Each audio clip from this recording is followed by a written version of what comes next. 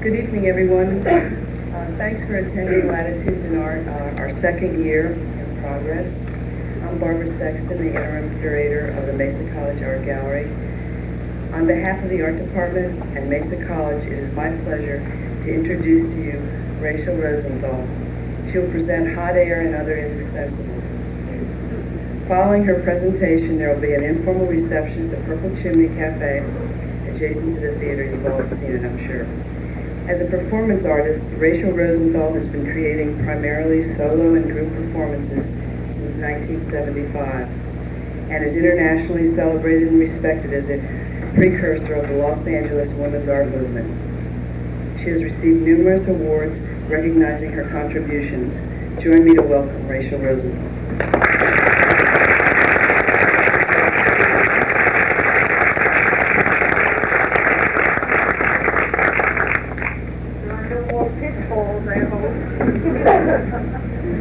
Great.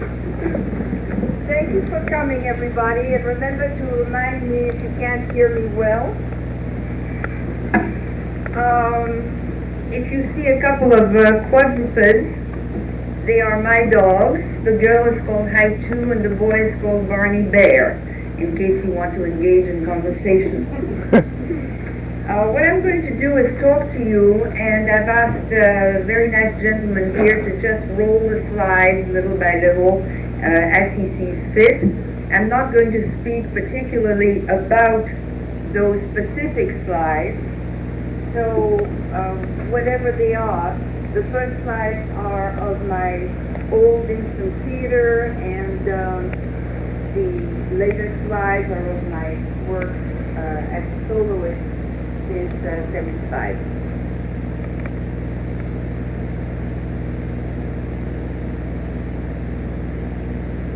I wanted to talk to you about hot air, or air in general, because air is really pretty much maligned in our society and ignored.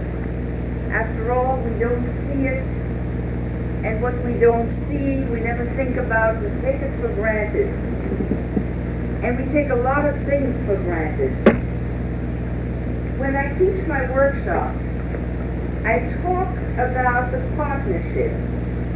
And what I say is that we as performers, and I have a very broad view of that word, it's not just a performer in front of an audience, but we all perform our lives, so to speak. And so I consider every person that I meet a performer. And I try to associate with them and deal with them as I would people on stage that I am working with. So the people who come to my workshop and want to learn about performance, I say to them that performance is like a triangle where one of the apexes is you, the performer.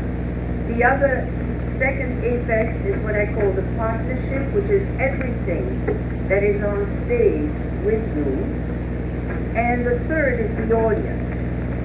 Because in life, it's a little trickier because the architecture and the structure of performing in life is not quite the same as that of being on a stage, safe behind an invisible fourth wall, and having people who come and ostensibly pay a fee to see you perform, and they sit there and you deal with them on that in that relationship. In life, it's a little bit different, but not that much. And the partnership is what I want to address a little bit tonight. Because it's not just other people, other performers on stage with you that constitute a partnership, but everything. And by everything I mean things like the air, things like gravity, things like light, smells, objects, other people, animals, whatever. Whatever is there in that space, in that time, that you need to be aware of, and you need to encompass within that awareness. Air is sort of the poor orphan that gets forgotten.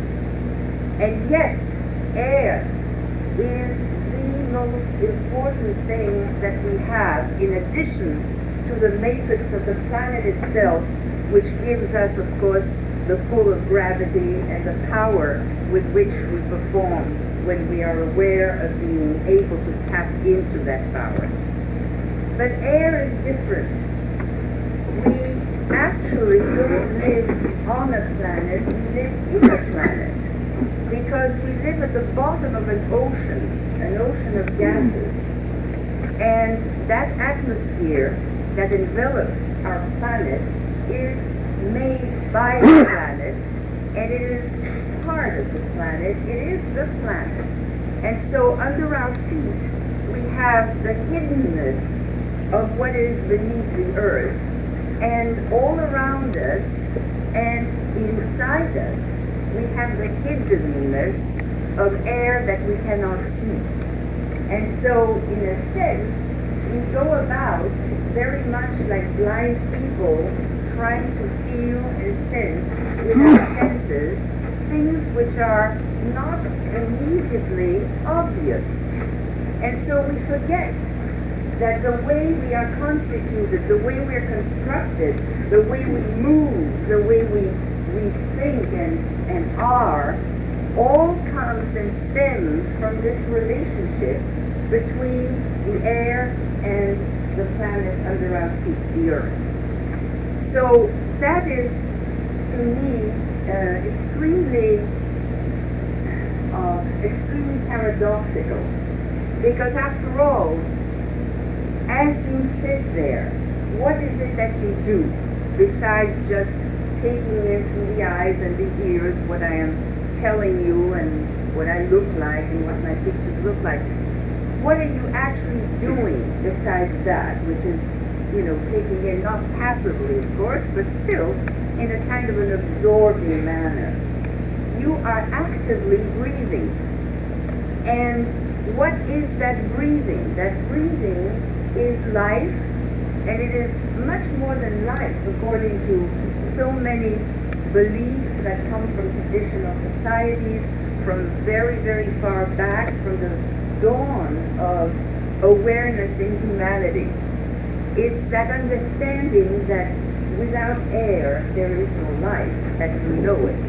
Anaerobic organisms could go just so far, and it's only with the production of oxygen, which, interestingly enough, was produced by those very organisms, that life was able to kick in and become the complex thing that it is today after all these eons of evolution. But in all these traditional societies, you see the recognition of creation beginning with air, beginning with breath, beginning with what, interestingly enough, in so many languages is spirit or soul. These are words that stem from the words for air, breath, breathe. And the thing about air, which in addition to the obvious things, which are of course that the fact that we move in a fluid, because air is a fluid, it's a fluid of gases, not of liquids, but because we are in this fluid, we move a certain way, there is a certain buoyancy to our movement. If it weren't for air, we would be pulled into the gravity force of the planet much, much more drastically, and we would have trouble really moving around the way we do here and now, which gives a certain lightness and a certain grace to what we do and how we move. But in addition to that, we ingest this fluid, we ingest the air, the breath, and fill our whole bodies with it.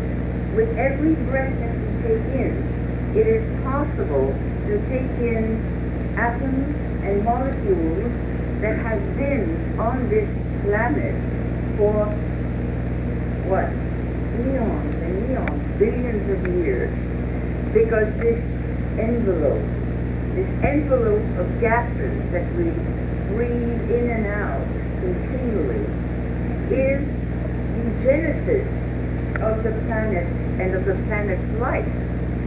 The molecules of air, just as the molecules of everything else on the planet, come from very far.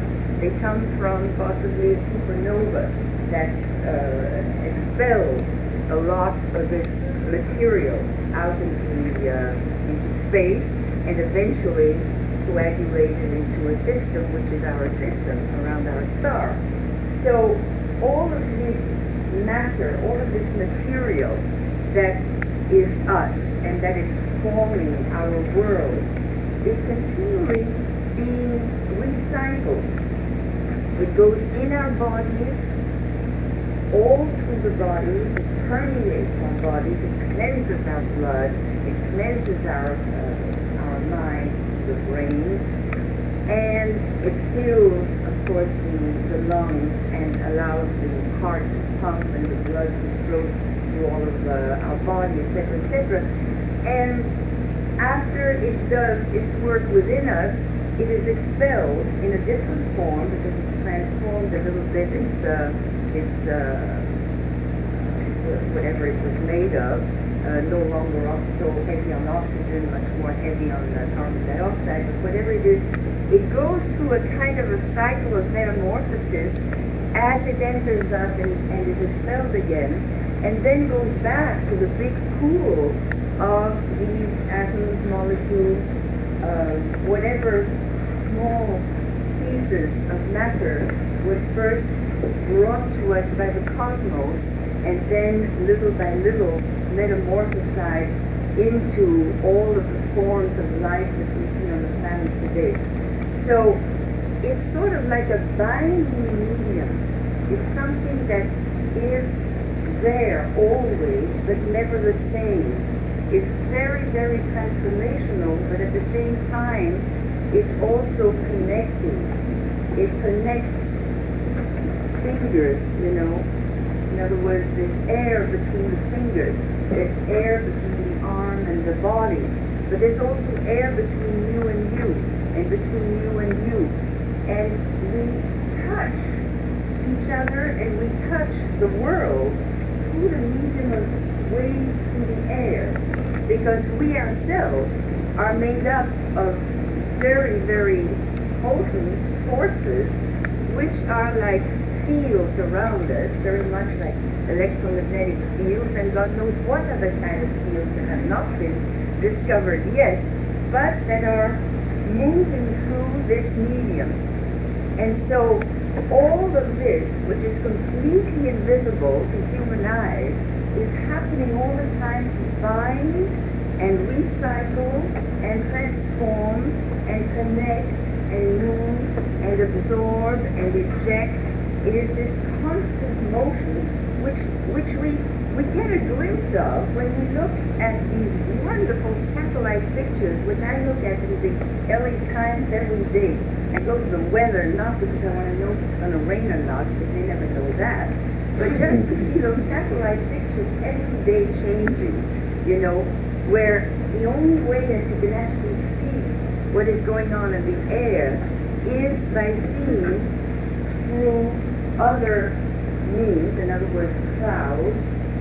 Clouds are not air, they are particles of water and particles of dust, and sometimes other times too electric particles, but whatever it is, it's another medium which renders the air visible through its drawings and patterns and shapes and forms that you can see changing continually and every day, becoming different. And so all of the drama that is going on around us, continually, through us, amongst us, above us, around us, which is invisible and forgotten most of the time, can still be deduced in a way by looking at those clouds, by looking at certain sunsets, by looking at leaves that are carried in the wind, by experiencing some of the dreadful winds that have been blowing lately, there seems to be more hurricanes happening, and I think that the air is probably a little bit pissed at the way we've been treating it. And so it's coming back with a lot of terrorizing and frightening effects. I wouldn't be surprised if that was so, because I do believe that not just air, but everything has a certain kind of mind, a certain kind of consciousness, which is very, very diluted and which is somehow, which expresses itself completely differently in different forms of matter, but that nevertheless is constant. It's this pool of mind, which is also a kind of chip off the old block of the mind of the universe. And of course, as you know, there are people who see the universe as a hologram, and also the human mind, the human brain as a hologram. So that all of these things that we ignore and that we don't see are there all the time, and that somehow remind us, when we become aware of them, that we are children of the cosmos, and that we are children of a miraculous universe. Water, air, fire, earth, the plants, all the animals around us, these are the constant reminders that there is miracle in the air continually. There is astonishing and wondrous and marvelous events going on, most of which are still completely mysterious and have not been understood in any shape or form. We're just beginning, we're just at the edge of, slightly opening the door and peeking in and becoming a little bit more understanding of how little we know about our world. And so when I say a lot of hot air and how indispensable it is, I really would like to somehow share with you my enthusiasm about the elements, about the world in which we live, about the fact that we are so caught up in tunnel vision of small, individual, separate, and alienated problems, which have been sort of instilled in us over centuries and millennia of the kind of society that we are, that has placed our species over and above everything else, and then has cut the umbilical cord so that we're off somewhere in La La Land, believing ourselves alone. The truth of the matter being, of course, that far from being alone, us and everything else is tightly, tightly interconnected. And this has never really been taught in any kind of seriousness in the Western world. It has been understood by a lot of traditional societies that we have, for the better, eradicated from the face of the earth, and very few of them remain. The Navajo, for instance, are one of those societies that revere breath, spirit, and air. The Australian Aborigines, of course, also have a very, very strong connection to air. And these are societies that we have all considered inferior and not worthy of studying until very, very recently. So that, in a sense, we, as Western civilization, are in our infancy, even though we've been around so long and we've been impacting the world so strenuously and so vigorously and so sometimes abominably. We are only now like babies beginning to learn a new language and beginning to understand the language that the earth speaks and that everything in the earth speaks to us. So, one of the interesting things also about this business of air and bread is that the first alphabet, which was the Hebrew alphabet, the Aleph Bet, was an alphabet of consonants in which the vowels were never actually drawn. And so in the old days, people who knew how to read would somehow deduce from the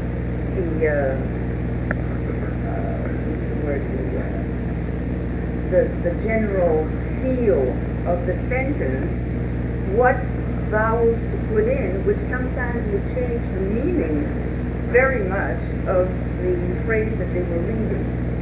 So the context was everything, and the context was of consonants that were drawn with certain models which were concrete models in the world, like a house or an animal or a tree or whatever. But always those consonants were not the vowel that gives the sound of breath coming out. And of course we don't know if the ancient Hebrews did that because they felt that breath was too sacred to actually put into an abstract form, that it was something that you did but that you didn't read or talk or write about. Who knows? But that was how it worked. There were no consonants, and so the name of God, as you know, Yahweh, was always written just with the consonants and not with any vowels. So it was a very difficult language to read actually on the page, but at the same time, it encouraged and induced people to read out loud and to interpret what they read out loud.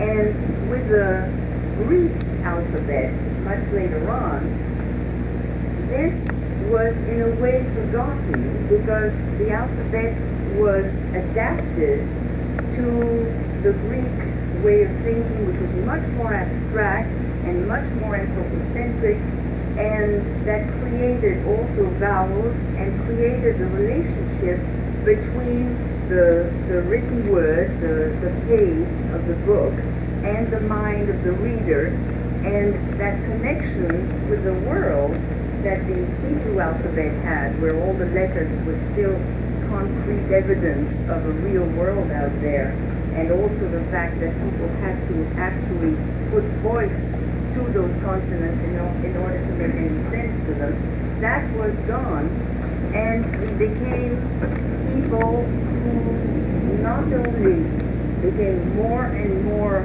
dependent on the written word, but the written word allowed us to separate ourselves completely within our own minds from the sensuous world around us.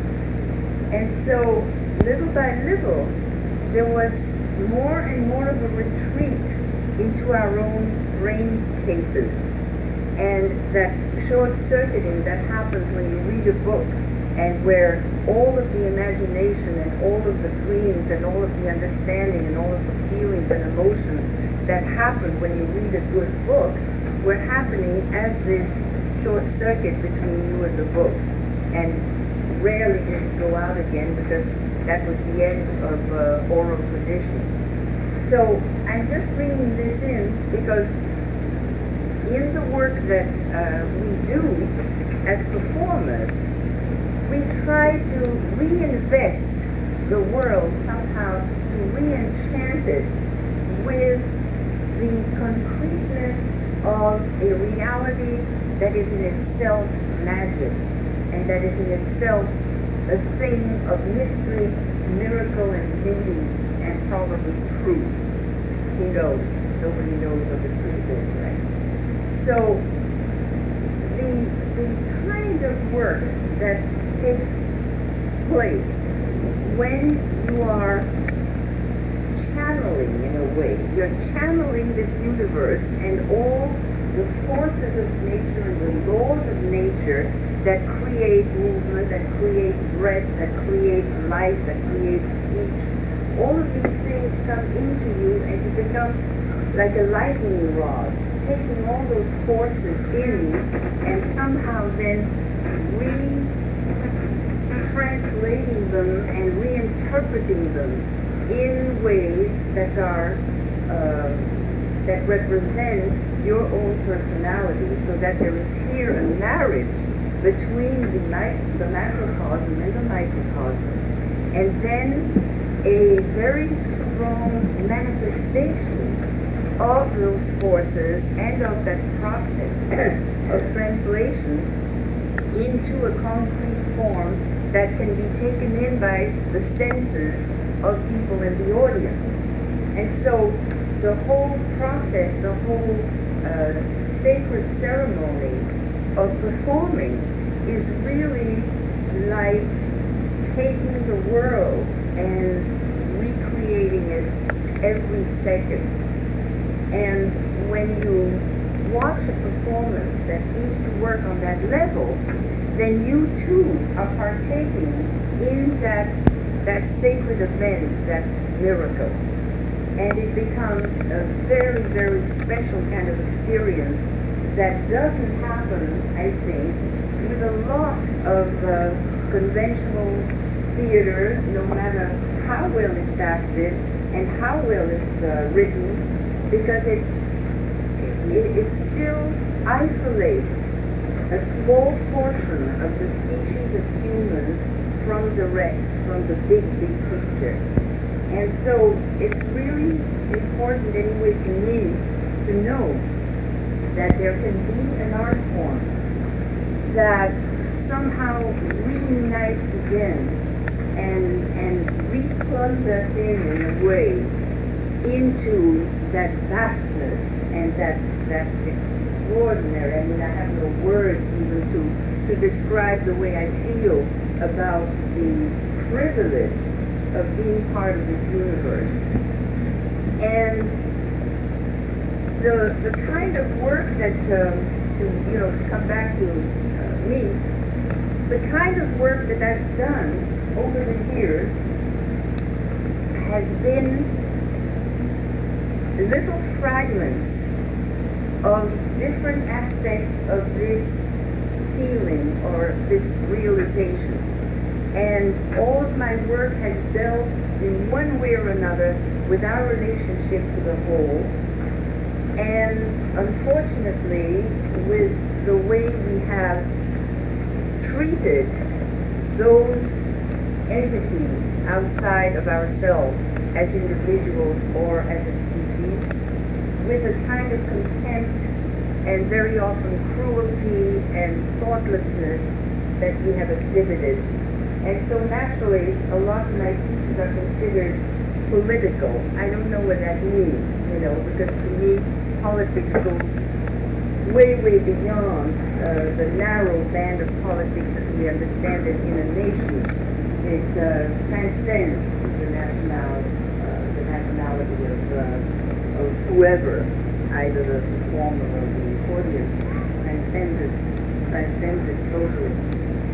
So I did a lot of this work, and then now what I'm doing is a very different kind of work, which is actually a throwback to the very first images that you saw, which were images of my improvisational theater, which I called instant theater, because now I'm very happy to have surrounded myself with young people who are willing to go on a very, very risky, difficult, frightening, and dangerous quest, which is that of totally improvised theater.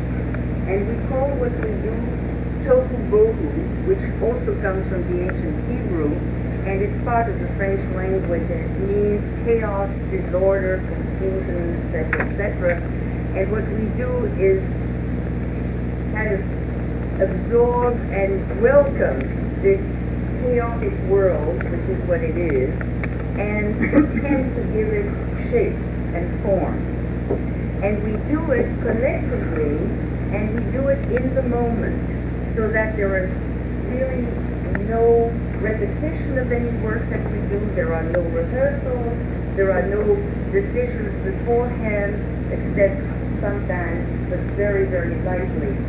And so this kind of work demands more discipline than any other theatrical work you can imagine, because you have to not only be skillful in yourself, in your own profession, but you also have to develop in yourself an attitude and a pattern of behavior and a way of being in the world that is, to me, profoundly democratic.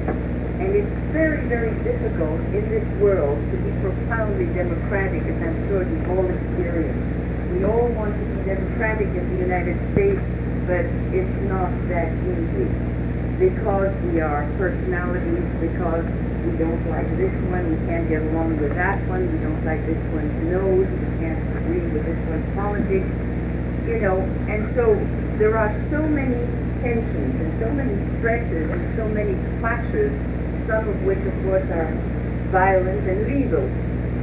So with the kind of company that I'm trying to develop and put on the map, so to speak, what we're trying to do is take all this diversity, which we are, with very, very diverse people, and somehow bring it to the point where the focus is the art, and the possibility for personal or personality clashes and misunderstandings and you know, quarrels, etc., completely disappears. And the work itself then becomes the goal, and you keep your eye on that ball, and you create democracy in action, because no matter how different you are and how many disagreements you may have, you work as an organism. And an organism which is viable and which has a life as long as the performance lasts, or the piece that you're doing lasts. It has that entity of livingness, which is very, very difficult to achieve. It relies on tremendous awareness and sensibility to what is happening in the moment. And it relies also on the willingness to be continually off balance, to be continually insecure, to never know when something is going to happen or not happen, and to go with the moment of happening or not happening, whatever, with everything you've got. And so that kind of technique, that kind of approach, that kind of process is in itself, how can I put it, it's just like life, because until you die, you never really know what is going to happen next. You are never, never sure. You can never swear to anything. More and more, we're discovering, for instance, the vicissitudes of memory, all those poor little neurons and synapses that are working so hard to create a memory, an individual memory, most of the time don't know what they're doing. They're just inventing, you know. And they have, maybe a dream, maybe a good idea, and the neurons say, hey, great, let's stick it in the memory bank, you know. And then you have memories which you never experienced. And that, and that's only now, you know, scientists are beginning to look at that and say, even that, you know, even the eyewitness can never be believed, because if you have several eyewitnesses, you know, you get several stories. So we live in a world of incertitude and danger. And danger, not just bodily danger, but psychic danger. There is always the possibility that your spirit, your soul, will be knocked off its pedestal by any kind of trauma that happens to be the right trauma that can really do you in, you know. And we walk with that, and we live with that, and we go get up in the morning and do our stuff, you know, for the day, and we go back to bed at night thinking, phew, not this time. Thank you. And so the kind of work we do has that quality also of always being on the limb and somehow, you know, sewing that limb right under our asses. And it's both very, very frightening and completely exhilarating. It has the quality, I would imagine, because I've never done it, but I would imagine that it has that quality that what we call extreme sports has now, you know, where people really, really take risks doing things which can bring them great bodily harm, just like I did when I was on the bed. So this kind of approach to art, I think, is in a way, at least to me, the only way we can approach art. Because art itself is, again, a chip off the old block. Again, it's about taking the process of creation. In other words, bringing something into matter that only existed in mind, or in spirit, or in breath, or in air, and making it visible for the world to see. Now, when you think about that, that too is a miracle. That too is extraordinary. And people who spend their lives doing that kind of thing are really very special people. We could all be doing it. It's not a special talent. It's a special willingness to be continually dangling over the precipice, because you never know what you will bring forth. And there have been, you know, in literature, many monsters that were brought forth by different people who work either as scientists or as artists. And very often I find that a very, very blurred border. So you go into basic research, so to speak, whether you're a scientist or an artist, and you really never know what you're going to find in that cassette or under the magnifying microscope glass or whatever. And the same thing when you're performing in total improvisation, because you can only bring so much to the piece that you are in. The piece that you are in will not live or die on you alone, but will live or die on the conjunction of many, many different forces, some of which are the movements, the words, the feelings, the feel of the other performers.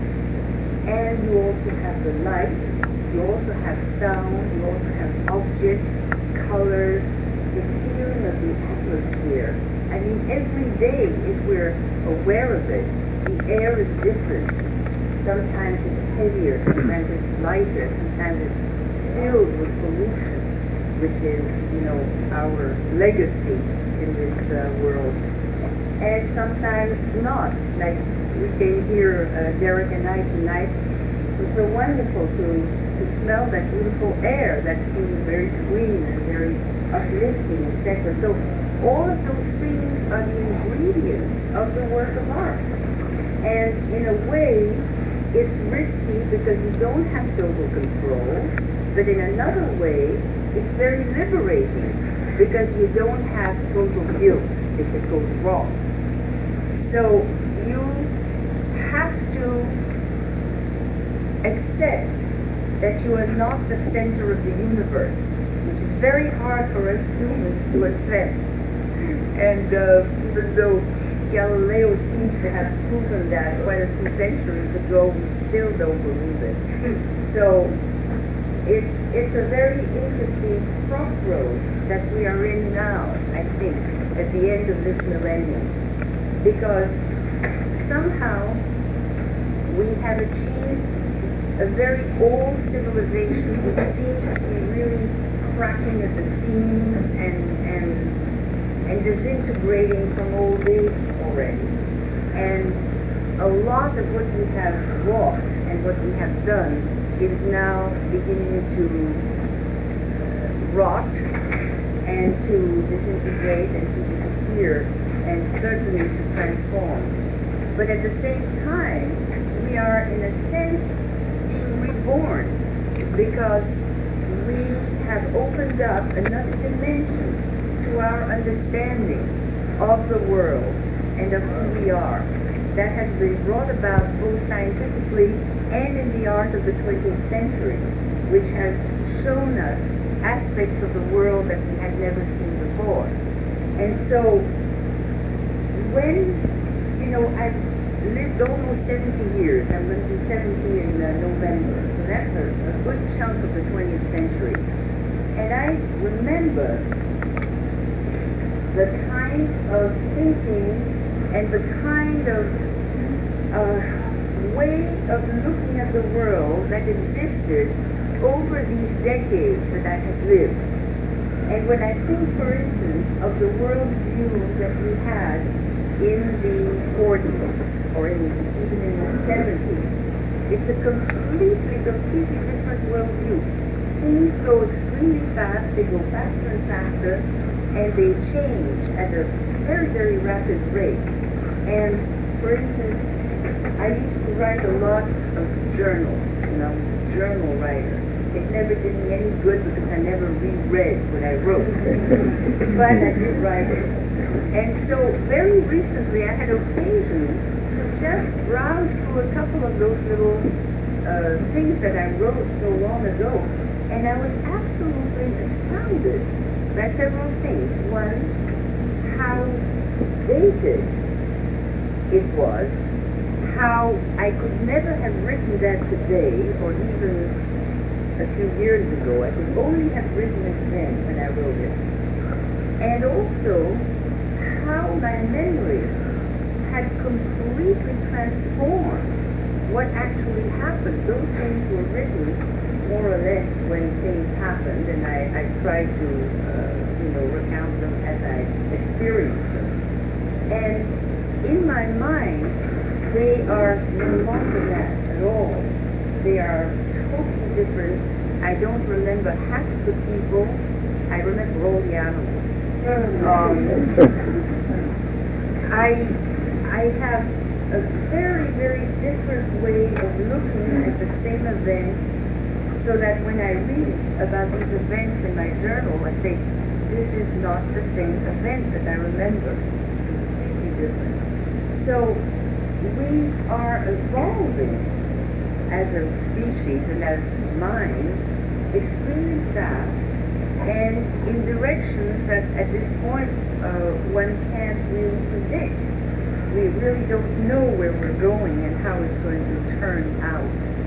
But we do know that there is a mechanism in place where somehow a little new window has been opened, even just, if nothing else, the window of chaos theory, which has completely opened our eyes and revolutionized our way of looking at everything, actually, not just natural events, but everything. And chaos dynamics, chaos theory, is a view that had been completely closed to us because we didn't have computers. And so the technology that computers have brought us has opened up this new way of seeing, which philosophically, psychologically, and even metaphysically is transforming us. And so we are in flux. We are continually in flux. And nothing can be said to start here and end there, because not even the universe can be said to start here and end there. And so we have to accept this sense of flux, of continual motion, of transformation, of insecurity, of mystery, and accept it with open arms, because what else is there to do? If you resist it, you get really, really hurt. And so the kind of work that I'm hoping will develop out of my company will be, by its very nature, possibly not even by what it represents, because it can represent anything, but by its nature, by the structure of the process, will go with that flow and not against it, you see? And my hope is that I will live to see this company really flower and be recognized and be part of a very strong history of art and theater and expression of human beings that will enrich future people if we live that long. So you can go a little bit faster. I'm running out of breath. So my personal career is completely changing and transforming now, so that I don't feel anymore that I am the soloist who comes and does performances all by herself on stage. I am part of this larger group, and we are, most of us, very young and can continue the work. And the beauty of that work is that I do believe with all my heart that it shows that it can be done, that you can live together on this planet in a completely diverse group of people who have very little in common, and be able to work together and to have respect for each other and to actually work in a synthesis of creativity, talent, and enthusiasm, and force, and bring forth art that will nourish and that will continue to increase, let's say, the creative field of the planet, instead of feeding continually into the destructive field of the planet, which so much has been doing that in that way. So my hope is that you guys will want to talk to me a little bit, and maybe we can, keep those things going and add a little bit of light on the audience so I can see you and hear what you have to say. Thank you.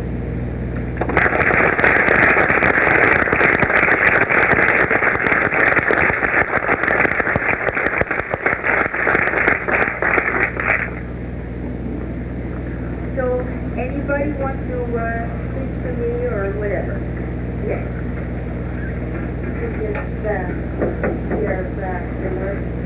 Okay, I have a problem. I have tinnitus. Your work is very interesting. I very enjoy it. My work is interesting? Yes, I very enjoy it. Thank you. That was a compliment, not a question. Okay, and then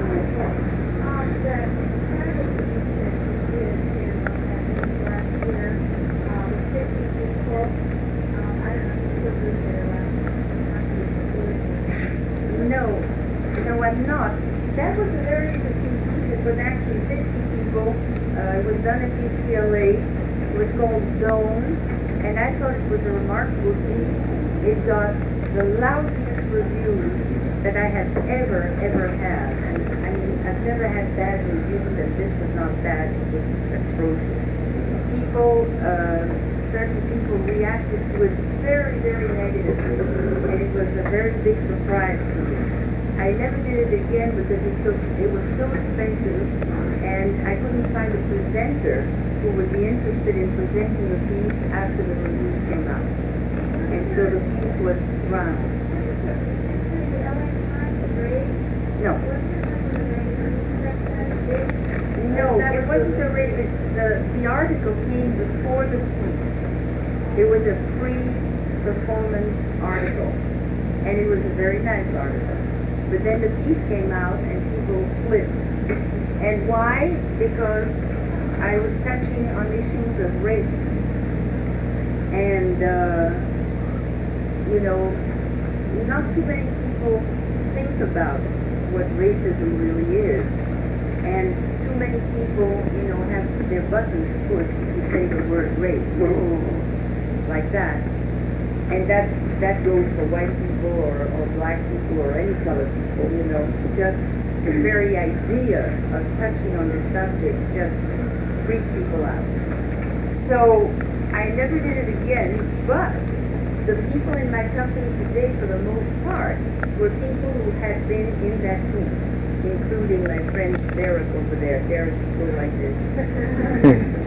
And what you're seeing over here, actually, the slides of yeah, those are some images from that piece. So I really mourned that piece because I wanted to do it again very badly, but it was just too much to. I couldn't shoulder the expense, and nobody else would. Well, thank you. Thank you. Excuse me? Better a job with the credit. Yeah. There was something you had there. The question I had really has to do with just attendance. Just what? I'm asking for your opinion. Do people who are involved in the creative process ever feel a need to retire, or is it? Is that a hint? Well, I had read Robert Swift recently. He said that he doesn't know any creative people who ever retired, and I just wondered if you're so involved with transforming the elements, whether there would ever be a need to retire. Well, in my case, I mean, this is not an opinion, this is a very subjective answer. In my case, I see no way that I can retire, because what would I do with my life? You know, I've been an artist since I'm 3 years old, and it's not something that you put on and take off like a suit, you know. So I have to adapt, though, to aging and to the transformations that go with aging. And that's why I'm happy to have a company now, because they do all my hard physical stuff that I can't do anymore. And eventually, if I can't perform anymore, I will go back to visual arts, which I love, you know. But this business of retiring is bullshit. Nobody should retire.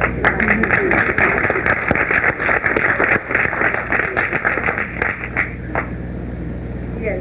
At the beginning of your performance, it was interesting to me. It reminded me a great deal of, I believe it was Einstein's theory that said if you didn't have to use words, if you didn't use the word process for labels, that we would have this total understanding between each other and about things that it was actually the word and along with you talking about the errors, giving a greater understanding.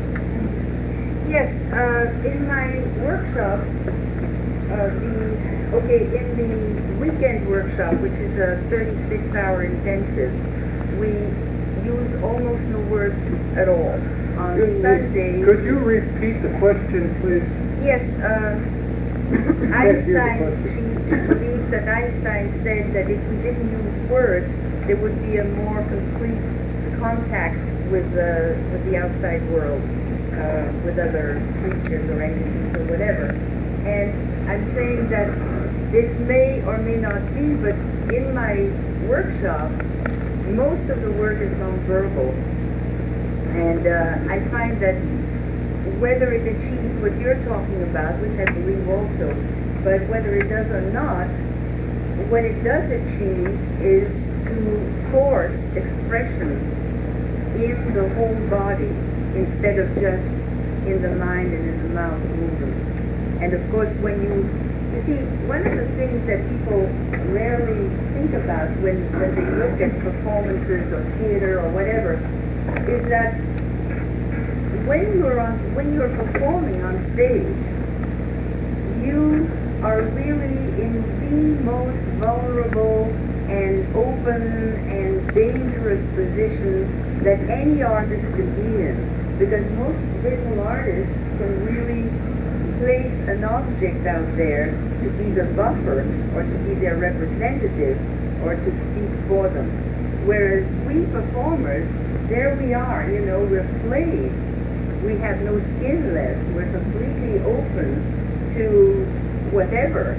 And when, in addition to that, you don't have the scaffold or the security blanket of a script or of a director who is told you where to go and what to do, you are that much more vulnerable.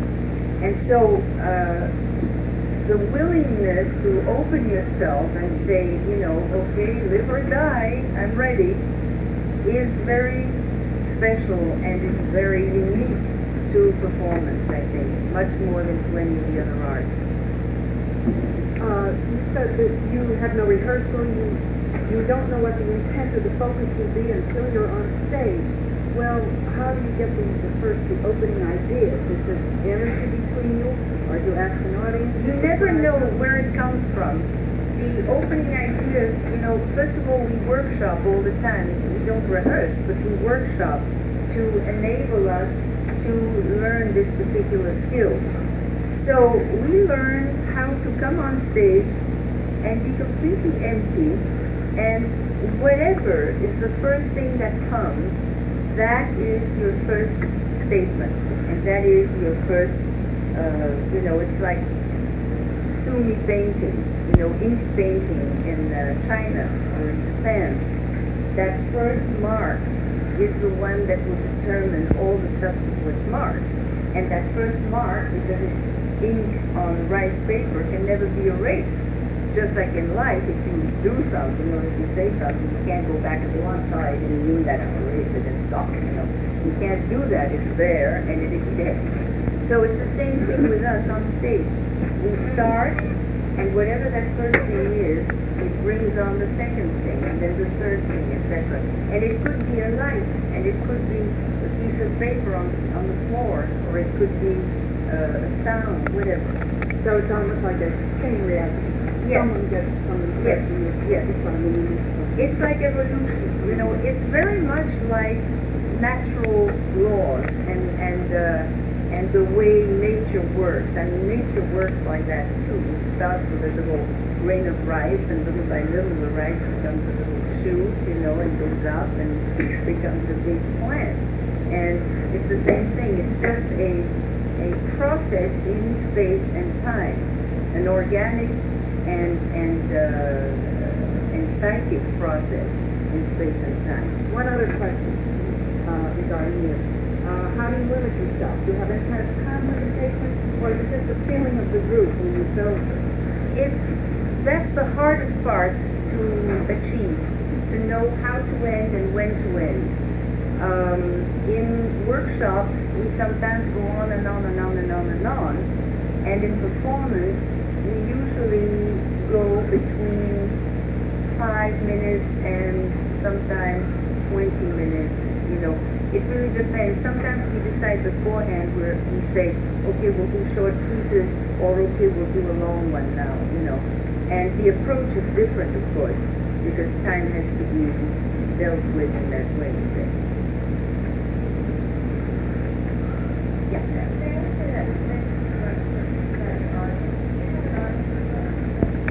Do I have an audience in mind when I think about the audience?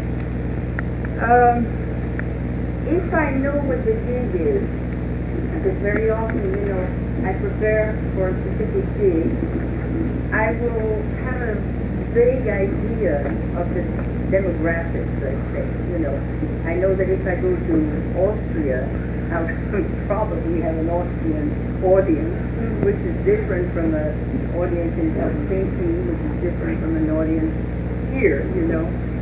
So I'll have a vague idea, but mostly what I try to do is work with what I feel is the energy flow of human beings, no matter where they come from, you know, because there will be, for instance, a certain rhythm, a certain breath that goes for a piece.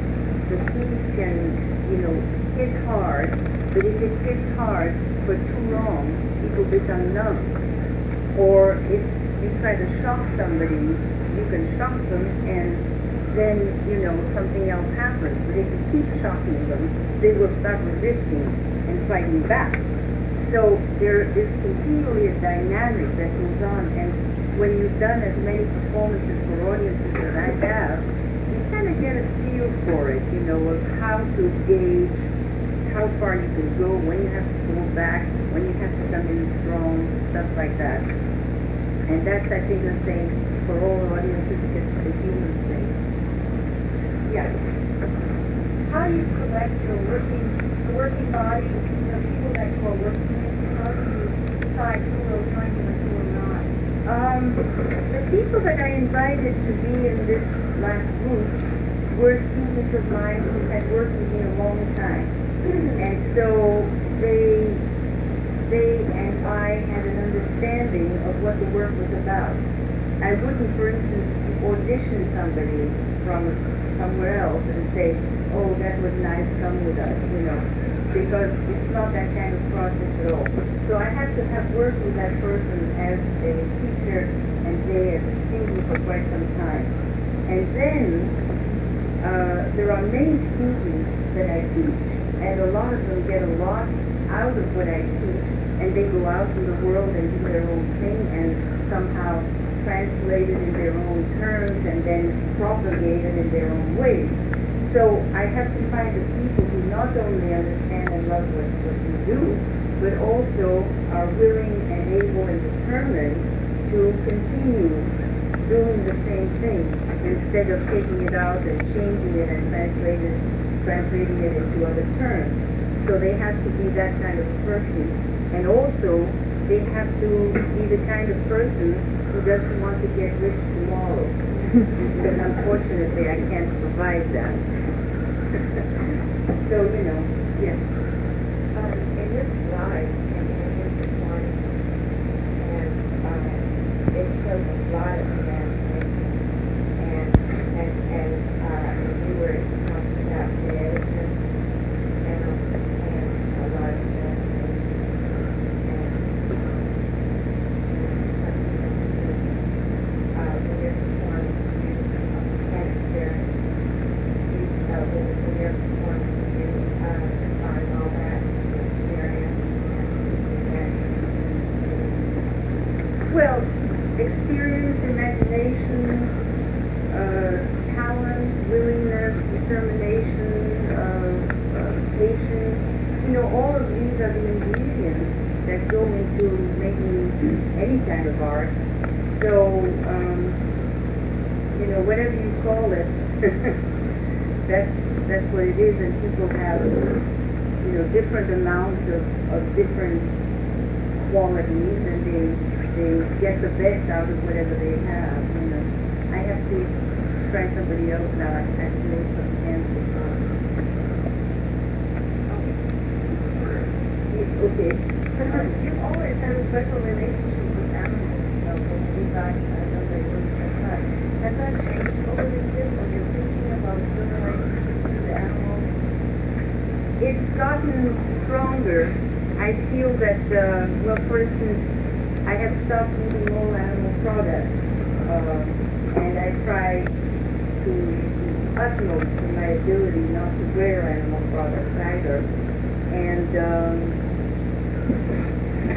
I find, for instance, that looking back, I have done really bad things, being even as devoted as I am to animals.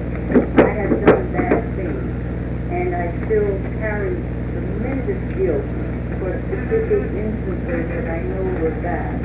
sometimes we were bad totally unknowingly, most of it. But as you grow older and as you focus on that particular aspect of reality, I think that you get more sophisticated and you get to understand better the abysmal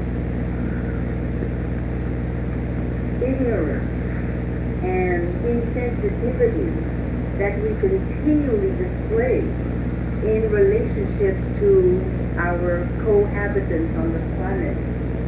And the more you live, the more you realize the crimes that you are guilty of and that we as a species are guilty of in relationship to other animals.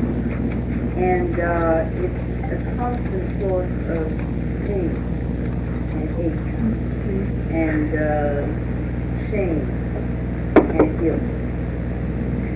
Otherwise, I try to do more and more. I try to expound more and more about this subject whenever I have students or talk to people. And I try to explain, for instance, that it is quite, to me, clear that the way of the future is not to eat animals, and that we will have to eventually become vegetarians for practical reasons. It would be really, really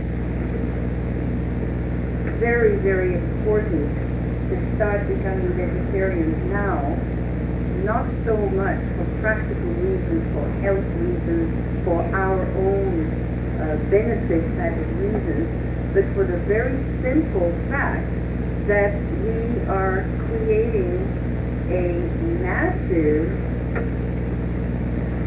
karma of negative and absolutely abominably vicious actions toward sentient beings by the billions. Because in this country alone, for instance, we kill 9 billion animals every year after having bred them in conditions of constant torture. This is torture, what we do to food animals. And we never think about food animals. A lot of us love our cats and dogs and we eat the other animals without understanding that because our population is so great and such a huge, in such huge numbers of human beings that are continually bombarded with propaganda about eating meat and steaks and burgers and whoppers and big boys or whatever they are.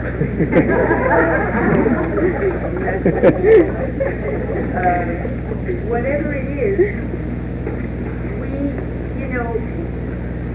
just don't realize what these animals go through. And they are intelligent, sentient beings, very close to our genetic material. They are our second cousins. Some of them are even closer than that.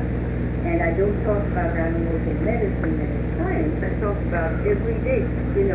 You can say, oh, those bad scientists, they're doing terrible things to the chimpanzees. But what about us? Every time we put in our mouth a piece of animal, what are we doing? We are supporting an industry that is an industry of torture and death, and suffering and violence and horror. And we are ingesting the horror of that industry with every bite we take. Now, can that be good for us? I don't think so.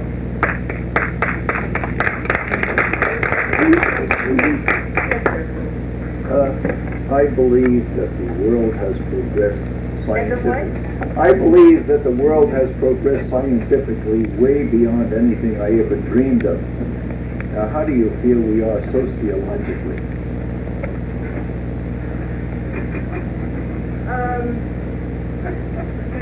I think we're struggling because we've taken a wrong turn. I think that somewhere we made a big boo-boo.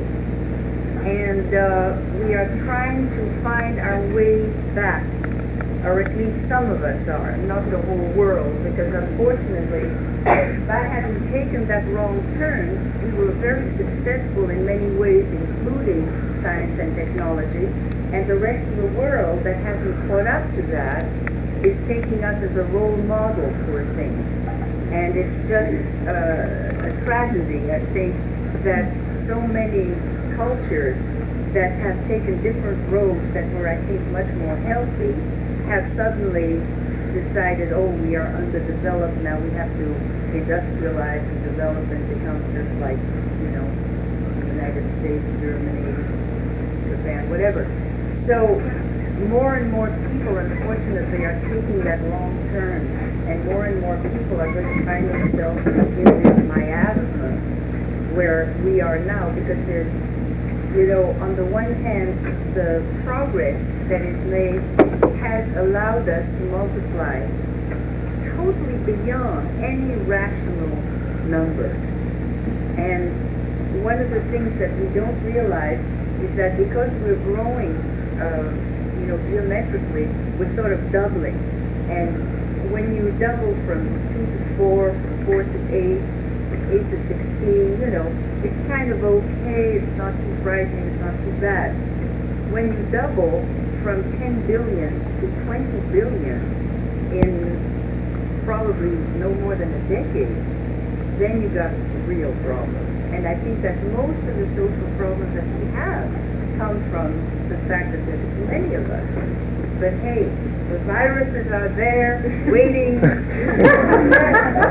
any moment now, it'll be taken care of, no more problems. Yes. I have slightly increasing sensitivity. A lot of people don't necessarily, you know, it's not a function of age. I wondered how it was being inspired to go into performance art rather than, you know, physical objects or representation. Because I was always a big show-off. It's true. Because I was pushed by my parents into being a visual artist. They wanted me to be a painter that was elegant and sort of, you know, nice for a girl to be. And my father, who was much older than my mother, and so he was still a 19th century man, felt that all women in theater were whores. And so for a long, long time, I was resisting, you know, going and following my so-called bliss, which was do my little song and dance for the people. And eventually I realized that I wasn't cut out to be alone in a studio making something, even though I was talented in that direction also. So my real delight is when I can be on stage, you know, doing things with my whole body. So, I have a question. Yeah. So to address your almost pioneering use of sexuality, you know, nudity, how did that come into play in your performance art? Did I pioneer nudity? In high performance, I mean, if you chronicle, you know, there's a certain history, of the individual having to be used Well, proactively as you have. I did it once, and it was the hardest thing I ever did. I was, let's see, I think I was 54 years old, and I felt that I had to be used because of the way the piece was going. I had to put total vulnerability into the piece because it was a piece about power. And I wanted to counteract all that power with something really vulnerable, and the only thing I could think of was to take my clothes off because it's so painful to me. And I can't even do it for one person. So it was very, very hard, and that's the only time I did it. So I certainly was not a pioneer. I did it after everybody else did it. So I don't know what your question is exactly. You want to know how I feel about it? But in common with your work over the years in business, you went to sexuality and other individuals that participated in performances have also been. Well, I don't think that I put a great deal of emphasis on sexuality. I mean, if I do innuendo, I beg forgiveness because I would much rather come out and say, sexy. So, no, I think that it's just part of the vocabulary, you know, of being human. I don't consider beauty and sex as being any more interesting than, you know, vegetarianism or anything else. It's just one of those things. So I don't put a lot of focus on it, I don't think. I mean, if you saw a lot of that in my work, hey.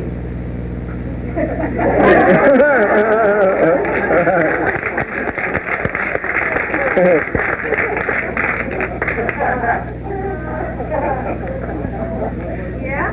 What's the nature of your workshops? I can't hear. What's the nature of your workshops? The nature? Yeah. I teach people to do performance. In what ways do you explore emotional? In what way?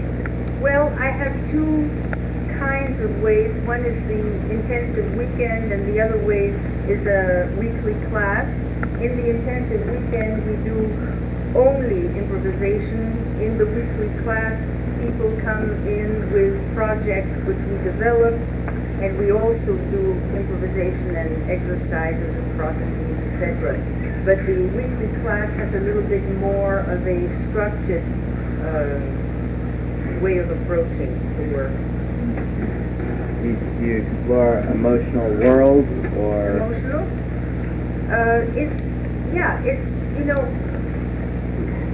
you have to understand that when you look at a work of art, I think a good work of art is always that emotional component.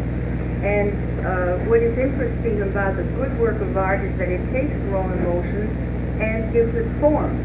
And so my interest is how to somehow even out the score, you know, so that it's not just putting my emotions out. That's meaningless. You do work with your own emotions, but the form is primordial, very, very important. And I think that I teach that very strongly. Yes? Where do your students come from geographically and age? You'd be surprised. From every age group, from every geography, I have people coming from Germany and from Australia, you know, if they happen to be here, or sometimes even just come to the workshop. They get a grant maybe just to do the weekend. So they come from all over the place, and they are every age group, except children. I don't do children. Could you give us a little demonstration, or your actor friend, on what you do at your workshop? No. You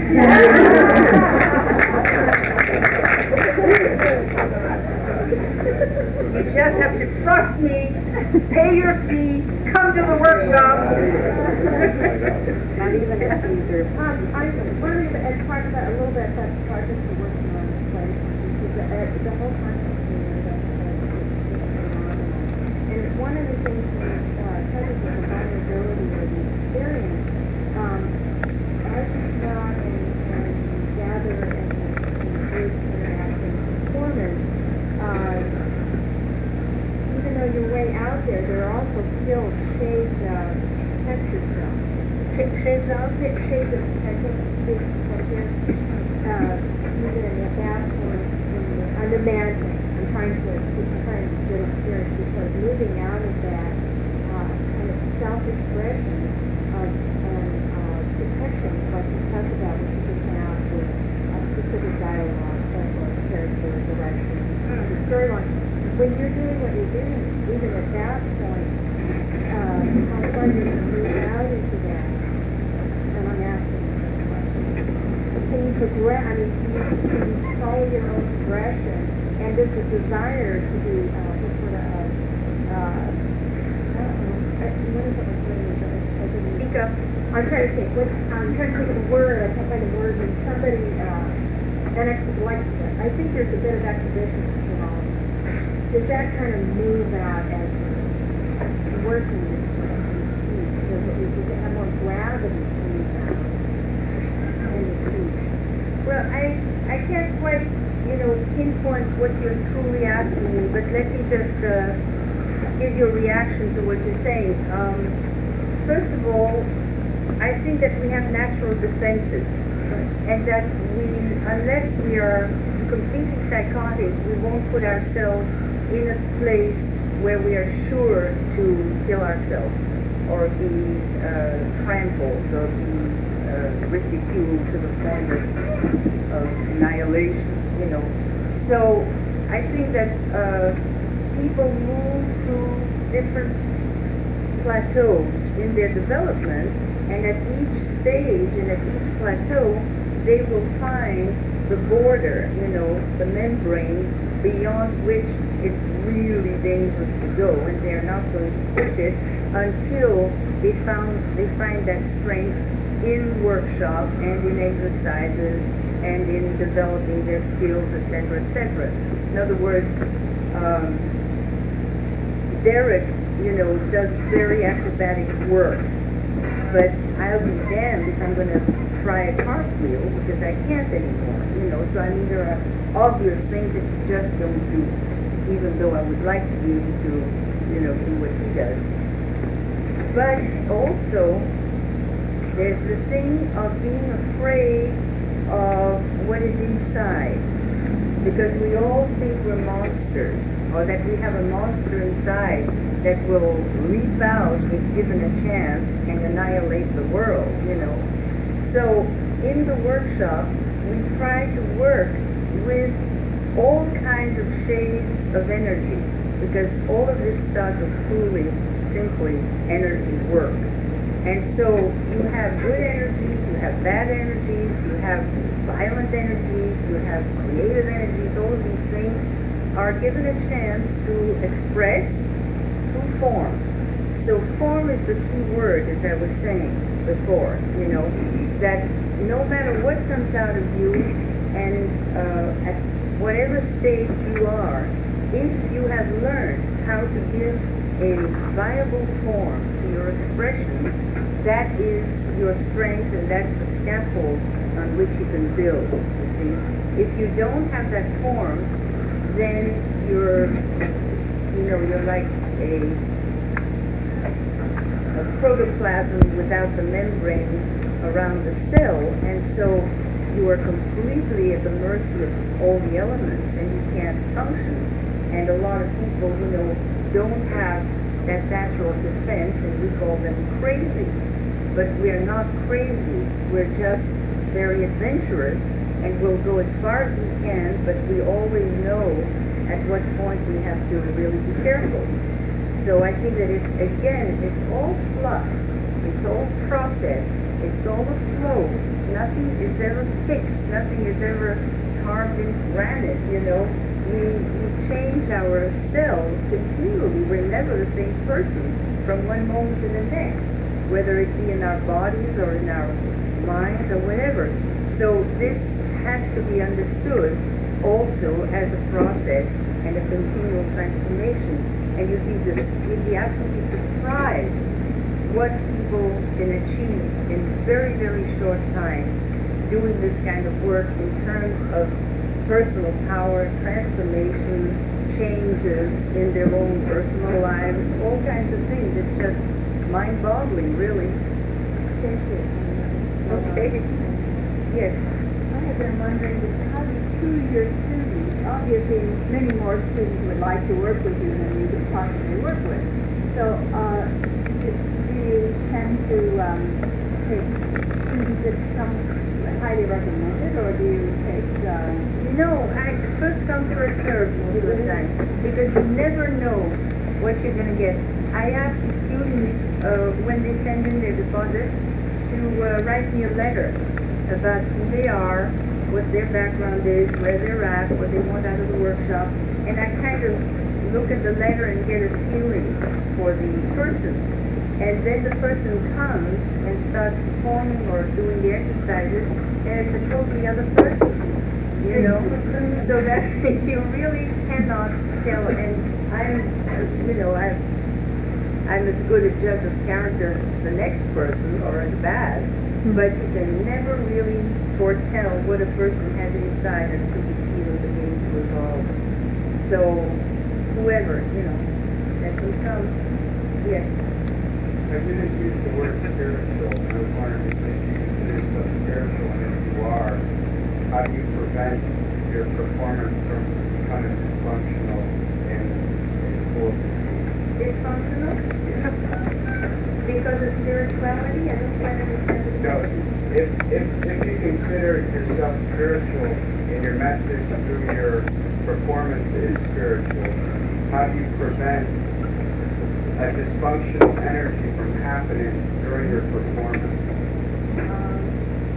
Well, I don't see that those two things go together somehow, as the white and yellow of an egg. I think you're misunderstanding. Yeah, I do misunderstand, because if I see myself as putting out a spiritual field or a spiritual message, how do I prevent that from affecting my performance by creating blocks that will make it dysfunctional? Is that what you're saying? Well, I'm saying that during your performance, it is spontaneous. Now, each of your performers perhaps have certain dysfunctions going on inside them. And while they're performing, they release these dysfunctions. And do you believe that that is spiritual to release it on the stage? Or do you believe that that would spread a dysfunctional disease which would go against your spiritual message? Okay, well, I have to say exactly the same thing I said when I first answered you, which is that I don't think that those two things are in any way related in that way. Being spiritual doesn't affect a person by preventing them from or bringing out material that will affect their spirituality. I don't understand why you put the two together. Whether I'm spiritual or not, I look at whatever material people bring out as very valuable material. It's just that some people don't know how to give it form that will make it viable. You see, because everything that you bring out has to be alive. It has to live like an organism. It has to have good bones. It has to be fleshed out. It has to have muscles that have strength. All of those things, just like an organism, is the work of art. It has to be viable in that way. So I think it's more a question of form. Whether the material is spiritual or not spiritual doesn't affect that fact. So I think that it's two different areas. The spirituality, I think, has to do with a kind of a diffuse way of looking at the world. My worldview diffuses into everything I do, hopefully. And if it doesn't, that's where I get into trouble, you see, because that's where you get energy blocks and all of that stuff. But I'm hoping that I'm able more and more to diffuse this view into what I do and to somehow put it out so that it's intelligible to others. Yeah. Will you be performing in San Diego? I can't hear it all. Will you be performing in San Diego in the future? I'm hoping, yes, we're right now we're talking to UCSD. We're hoping to bring the company to UCSD. So hopefully before too long we'll be able to do that. Or to sushi. I mean, at this point we're really trying to get bookings, and it's getting harder and harder. I don't know how many of you are aware that the whole cultural climate has really taken a dive. And there's less money, and presenters are getting more and more timid about what they present. They want surefire entertainment, tap dancing. stuff like that. Yeah.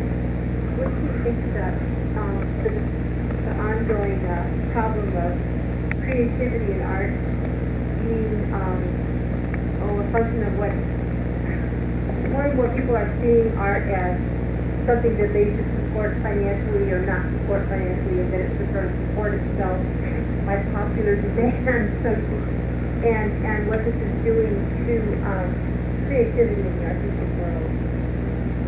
Well, it's completely erroneous view because art is like basic research, as I said before. Basic research is not something which is supported by supply and demand on a popular level, and it's supported by government grants and by corporate grants. In other words, you get a chance to do your basic research and you have no guarantees as to whether it's going to bring anything useful to society or not. But some people believe that the only way that you will possibly find something useful is by doing this basic research. And artists are exactly in the same position. We do basic research, and some of us come out with a good product, others don't, or come out much later. In other words, some developments of artists take much longer than others. You have some very young artists like Basquiat, for instance, who really appeared on the painting scene when he was very, very young, and was a shooting star, and actually a falling star, because he died so young also. And then there's others who develop very, very slowly and only come to maturity when they're mature, and sometimes old. So it's a completely different process from capitalism. And unfortunately, we are in a political